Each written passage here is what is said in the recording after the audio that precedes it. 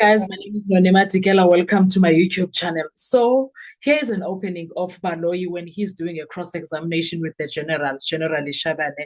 Baloyi was trying to trap General Shabane into a tight corner, locking him into something that you see, Uguti, he thought, yeah, when I do this, I'm gonna have him locked and I'm gonna clock him. That was Baloyi in his mind.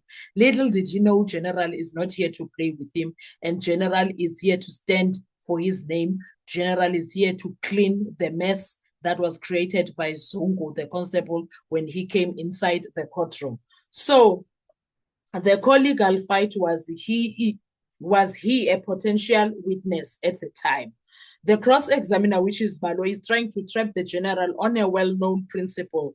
Witnesses are generally not supposed to listen to other witnesses' evidence before they testify. This isn't a rigid statutory rule in South African law, but it's a strong procedural norm tied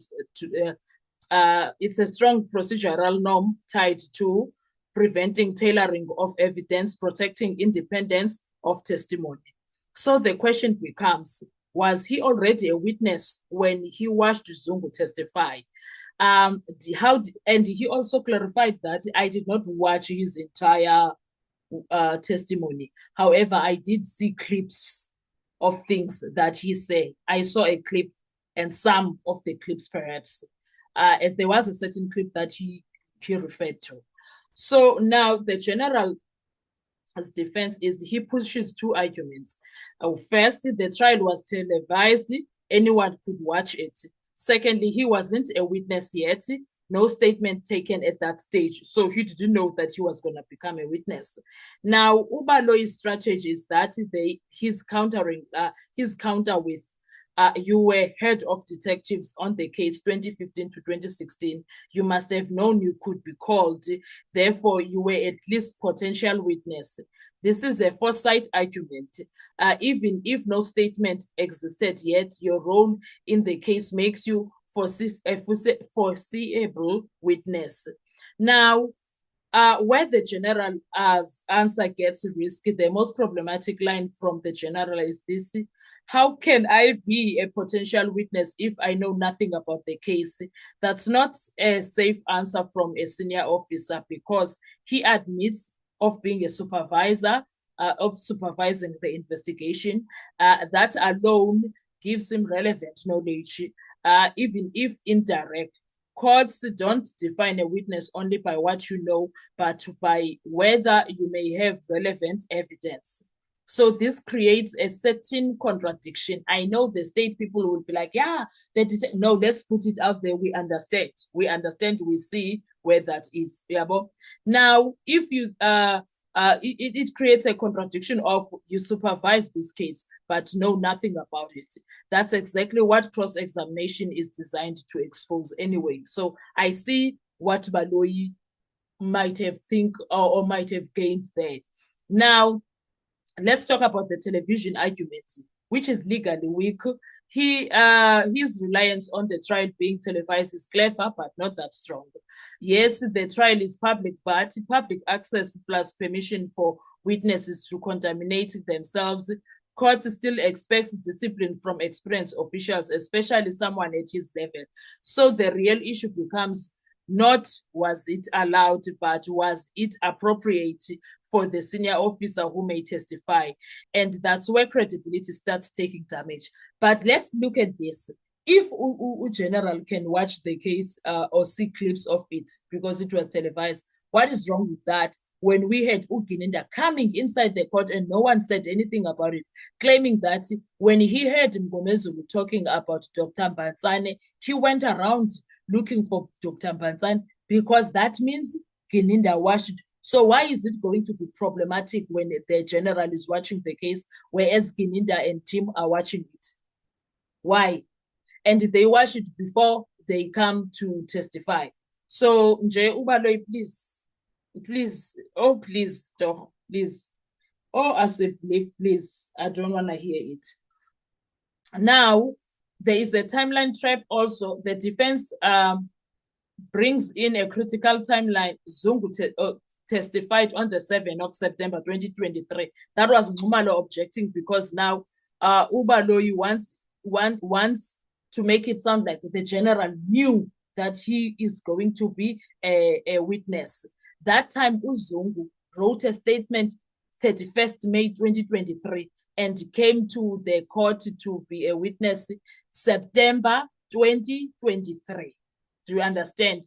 So now the general statement is taken after Zungu has came to court. After he had came to court on the 5th of October 2023, that's when they took general statement. So do you understand?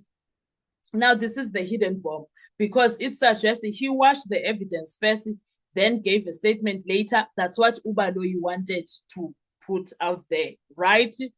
And he wanted it to be a situation where it opened a door on an argument of your statement may have been influenced by what you heard in court.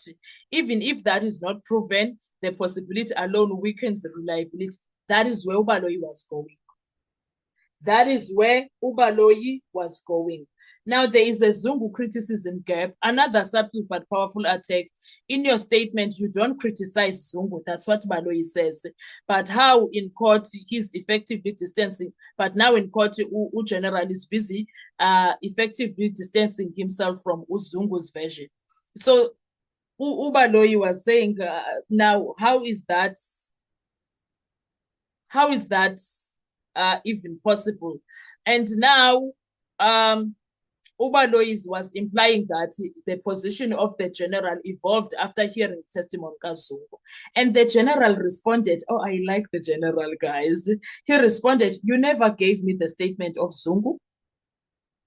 That is actually a defensive pivot. He is saying, I didn't contradict him earlier because I never saw his version. But it creates a new problem.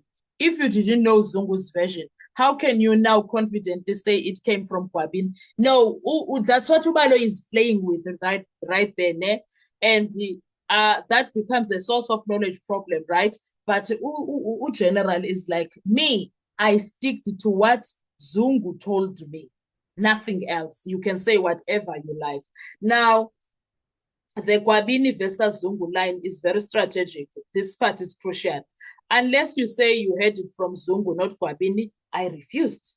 What he's doing here is refusing to adopt Zungu as a source, anchoring everything to Gwabini, which is what Zungu told him. This is actually a defensive legal move to avoid being tied to hearsay chains or being implicated in Zungu's version. But then again, General Yena is here to just defend himself because a lot of nonsense was said about him. So now the bigger picture in this is that what this exchange does to General, the cross-examination does not destroy him outright, but it plants 3 serious doubts because that's what Baloyi wanted. This is what Baloyi wanted. Witness condemnation risk that General had watched the testimony before making a statement. Secondly, role minimization. He downplays his involvement despite being a supervisor. Thirdly, evolving version. His stance on Zungu appears to develop after exposure to evidence. That is what Ubaloyi was trying to gain there. But General is very smart, mos. Now, this moment, it fits perfectly with everything else. The statement that was built, according to Baloyi had the mentality that statement built after watching court, witness or spectator, general under fire. That's what Ubaloyi had in mind. He wanted us to go out there and have those videos that are talking like that. That's what because what Baloyi was saying there is that this is not independent evidence. This is evidence shaped by the courtroom. That is what Ubaloyi was trying to trick the general. But the general was like, no, I won't tell you loco. Now, I didn't watch the full testimony of Zungu, number one. Number two, you did not give me his statement. So I don't really know what Zungu said, but I do know that he lied about my name. That was our general, Kesan. What are your thoughts when it comes to the general and his testimony and the start up of a cross-examination between him and Baloyi? What are your thoughts? Because they were just starting and things were getting very serious and very tense, if you ask me. And then that the Jonas and accused saga happened. But okay, it's nice and it's coming together. And I believe General is going to put Umalo in his place because Umalo uyiqhelile lento yokutrita abantu kanje, and General is not happy with him. And I think General felt disrespected by Umalo by the time he was there in his office. So he's refusing to conform to anything that Baloyi puts to him, especially if it's not true. And he even goes as far as say, you can say whatever you want to say. The bottom line is, nah, I did not agree with what you and Gininda wanted me to agree with. Hence, you said my statement was hearsay. Oh, my general. Anyway, guys, what are your thoughts when it comes to all of this? Because I'm proud of Ubabu General. I don't know about you. Let's talk in the comment section. I want to hear your views. Thank you so much. Do enjoy your day. Bye-bye.